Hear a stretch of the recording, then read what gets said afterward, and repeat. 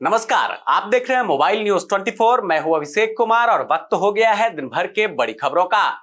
संयुक्त राष्ट्र महासभा के 78वें सत्र के अध्यक्ष डेनिस फ्रांसिस ने मोदी सरकार की खूब तारीफ की। उन्होंने कहा कि भारत बहुपक्षवाद का प्रतिबद्ध समर्थक रहा है, साथ ही 1.4 अरब की आबादी वाले लोकतंत्र के रूप में वैश्विक मामले के निरंतर मजबूत योगदान देने के लिए इसका भविष्य उज्जवल है। फ्रांसिस ने कहा कि इसमें कोई शक नहीं कि भारत संयुक्त राष्ट्र में अग्रणी देश है।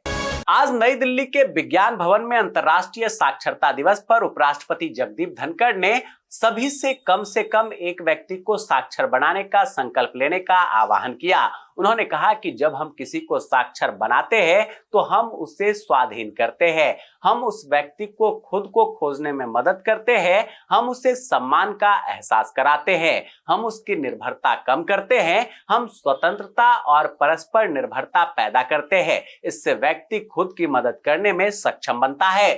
राहुल गांधी अपने 3 दिवसीय अमेरिकी यात्रा के लिए टेक्सास के डलास पहुंचे, जहां इंडियन ओवरसीज कांग्रेस के अध्यक्ष सैम पित्रोदा और भारतीय प्रवासियों ने उनका गर्मजोशी से स्वागत किया।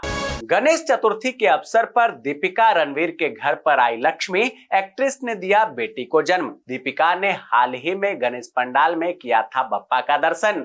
दुनिया के कई देशों में कहर बरपा चुके मंकी पॉक्स का एक संदिग्ध मामला भारत में मिला है। केंद्रीय स्वास्थ्य मंत्रालय ने रविवार को कहा कि एमपॉक्स ट्रांसमिशन से पीड़ित देश से हाल ही में यात्रा करने वाले एक व्यक्ति की पहचान इस बीमारी के संदिग्ध मामले के रूप में की गई है।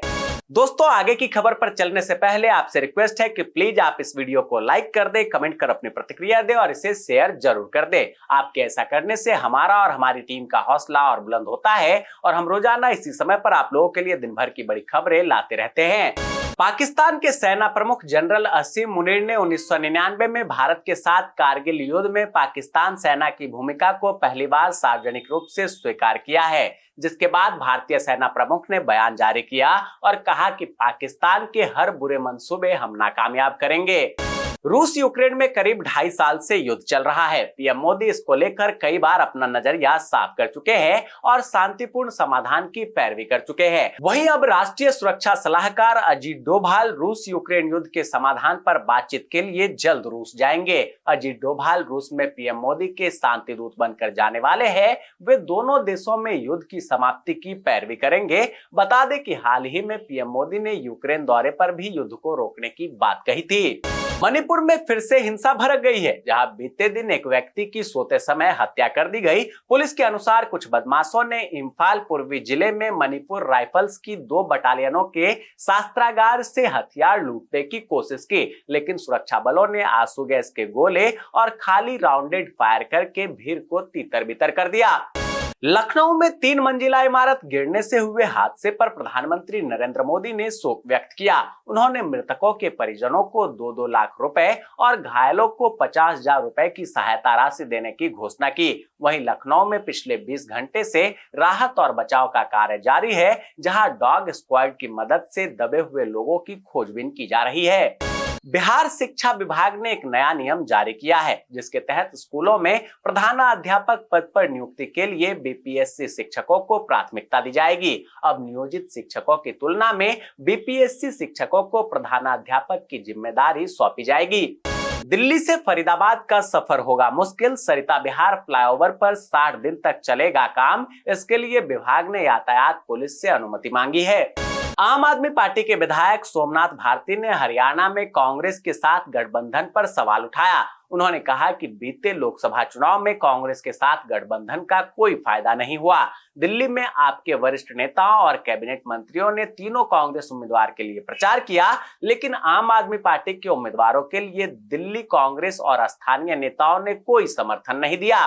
पेट्रोल डीजल की कीमतों के बाद अब पंजाब में बसों के किराए भी बढ़ा दिए गए हैं, जहां अब 100 किलोमीटर की यात्रा पर 46 रुपए अधिक वसूले जाएंगे। हरियाणा विधानसभा चुनाव में आम आदमी पार्टी और कांग्रेस के गठबंधन को लेकर बातचीत चल रही है, जहां आप सांसद सुशील गुप्ता ने कहा कि गठबंधन हो या ना हो, लेकिन हम पूरी मजबूती से चुनाव लड़ रहे हैं। हम हरियाणा की सभी 90 सीटों पर तैयारी कर रहे हैं। उत्तराखंड के हल्द्वानी में महिलाओं को निशाना बनाकर ठगी करने वाले गिरोह ने पुलिस के लिए चुनौती खड़ी कर दी है। बाजार या भीड़-भाड़ वाली जगहों पर ये गैंग महिलाओं को नशीला पदार्थ सुंघाकर लाखों रुपए के जेवर पार कर रहा है। हाल ही में एक महिला प्रोफेसर को भी इस गैंग द्वारा निशाना बनाने की कोशिश की गई थी। केंद्रीय कृषि मंत्री और झारखंड विधानसभा चुनाव में भाजपा के प्रभारी शिवराज सिंह चौहान ने झामुमो सरकार पर बोला हमला, कहा वोट बैंक के लिए चलाया गया आबकारी कांस्टेबल भर्ती अभियान। छत्तीसगढ़ के दुर्ग जिले में एक गणेश पंडाल में डीजे संगीत पर नाचने को लेकर दो समुदाय के बीच झड़प हो गई। इसके बाद हिंसा में 3 लोगों की मौत हो गई और एक अन्य व्यक्ति घायल हो गया। मध्य प्रदेश में बीजेपी सरकार के कार्यकाल में बढ़ रहे अपराध और किसानों की अनदेखी का आरोप लगाते हुए कांग्रेस पार्टी ने बड़े आंदोलन की तैयारी की है। इसकी शुरुआत 10 सितंबर के दिन होगी। कांग्रेस ने इसका नाम किसान न्याय यात्रा रखा है। हिमाचल में सेब खरीद करने वाली सबसे बड़ी company Adani agro fresh limited ने बीते सालों के मुकाबले इस सीजन के लिए सेब खरीद के दाम रिकॉर्ड 15 रुपए किलो गिरा दिए हैं। साल 2023 में कंपनी ने सेब खरीद के दाम 95 रुपए प्रति किलो घोषित किए थे, लेकिन इस बार टॉप क्वालिटी सेब महज 80 रुपए किलो खरीदा जा रहा है। वही कंपनी की मनमानी से प्रदेश के बागवानों में रोष है। जम्मू कश्मीर विधानसभा चुनाव के लिए बीजेपी ने जारी की 10 उम्मीदवारों की छठी लिस्ट। 10 में से 5 मुस्लिम उम्मीदवारों को मैदान में उतारा। टीएमसी सांसद जवाहर सरकार ने आज पार्टी छोड़ने का ऐलान कर दिया है। उन्होंने अपना इस्तीफा सौंप दिया है। दरअसल कोलकाता कांड को लेकर उन्होंने पश्चिम बंगाल की मुख्यमंत्री ममता बनर्जी पर भी टिप्पणी की। जवाहर सरकार की गिनती टीएमसी के बड़े नेताओं में होती है। महाराष्ट्र चुनाव से पहले राजनीतिक बयानबाजी तेज हो गई है। संजय राउत ने भी महाराष्ट्र के डिप्टी सीएम देवेंद्र फडणवीस पर निशाना साधा। फडणवीस की आलोचना करते हुए राउत ने कहा, अगर फडणवीस 100 बार भी जन्म ले ले तो भी वह यह नहीं समझ पाएंगे कि एनसीपी सुप्रीमो शरद पवार के दिमाग में क्या चल रहा है। राउत की यह टिप्पणी फडणवीस के उस दावे पर आई जिसमें उन्होंने कहा था कि शरद पवार ने राज्य विधानसभा चुनाव से पहले मुख्यमंत्री के लिए 3 से 4 नामों को चुना था, लेकिन उसमें उद्धव ठाकरे का नाम नहीं था।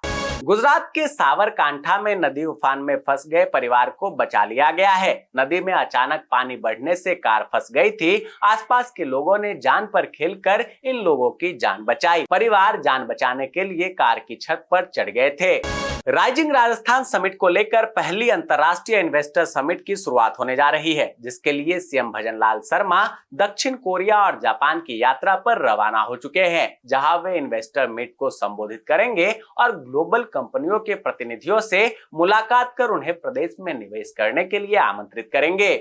एक्सपर्ट का सुझाव है कि कम मात्रा में घी खाने से असल में वेट लॉस करने में मदद मिल सकती है। ऐसा इसलिए क्योंकि घी पाचन में सुधार और मेटाबॉलिज्म को बढ़ावा देने में मदद करता है। इसमें मौजूद medium chain triglyceride fat burn करने में मदद करने के लिए जाना जाता है। इसके अलावा घी लंबे समय तक पेट भरा हुआ महसूस कराता है, जिससे भूख कंट्रोल होती है और ज्यादा खाने से खुद को रोकने में मदद मिलती है। यही वजह है कि घी खाने से वजन बढ़ता नहीं, घटता है। इंडियन नेवी में अविवाहित पुरुषों के लिए मेडिकल असिस्टेंट पदों पर भर्ती निकाली गई है। इस भर्ती में शामिल होने के लिए अभ्यर्थी 17 सितंबर 2024 तक आवेदन प्रक्रिया पूर्ण कर सकते हैं। भर्ती में आवेदन करने के लिए अभ्यर्थी का 10+2 इंटरमीडिएट बायोलॉजी, भौतिकी एवं रसायन विज्ञान विषयों के साथ न्यूनतम 50% अंकों के साथ उत्तीर्ण होना आवश्यक है। पात्र एवं इच्छुक अभ्यर्थी ऑफिशियल वेबसाइट joinindiannavy.gov.in पर जाकर आवेदन कर सकते हैं।